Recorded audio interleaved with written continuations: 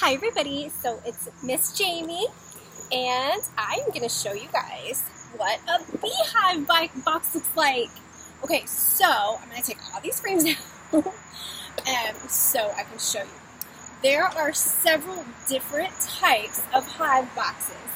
There is one that's kind of the basic one, which is called the Langstrap hive, and that's just one that someone came up with that seems to work really well. They got all the spacing right, and it starts off like this is just a wooden box. So you can buy these online. I actually bought this on Amazon, or you can build your own, or have someone in your family help you build your own.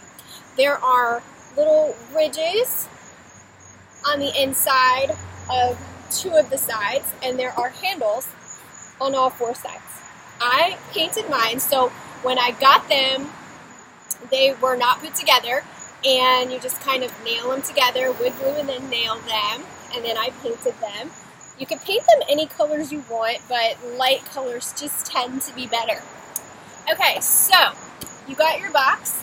This is a medium size. There's mediums, deeps. The deeps are about 6 inches or so taller, okay? Usually you put your deeps on the bottom for the brood, for the babies, and then these go on top, but some people use these all the way around because they're easier to move around, they're not as heavy. So then these are called your frames. So the outside of this is called your frame, and the inside here is called your foundation, okay?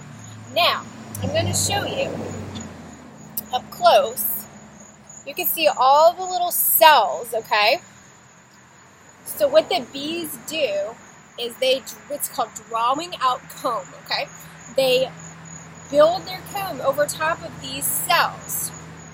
And this is where, in these cells, this is where they will store their pollen, they'll store their honey, they'll store their nectar, and the queen will lay her eggs. And I will show you the queen and how she's got a longer backside, and what she does is she kind of sticks it down in there and leaves her little eggs, okay? So what they look like, I'm going to tilt this down now for you, and what they look like is you put them in, and they fit in nicely like this. This is a 10 frame, you can also get an 8 frame. They fit together, okay? So when you put them in, you're going to start like this. And then every time you go into your hive, you go in and you do an inspection, you will pull the frames out. Okay, so this is how they all fit down in there. And so when you do your inspection, you pull them up like this. And you look, and you're looking for, to make sure the queen is laying eggs. Oh, and here's one more thing. So you see it's got this stuff on it, right? This is actually beeswax that's on it, because the frames that I got, the foundation that I got, is a plastic foundation that the bees don't like. And I learned that the hard way, that they don't like just plastic foundation. They like it wax coated. I didn't even know that they sold them without being coated in wax. I had to learn the hard way. But what my bees did was they did not want to work with that foundation that was just plastic because it wasn't coated, and so they basically left it alone. They didn't do what they were supposed to do, and instead of drawing it out this way, they started drawing it out in spurts, like all over, and making it really difficult for me to pull out. And they only did this with a couple frames before I realized what was going on. And so what I ended up having to do was take out all the rest of the frames and put wax on them. And I asked a local beekeepers group if anyone knew where I could get wax, and someone gave me a bar of beeswax that they had melted down from, cleaning up the hive and everything, and I just rubbed it on. So I rubbed it on all 30 frames. So I've got 3 boxes, each with 10. Yeah, so this is what a box looks like, and this is where your bees will live.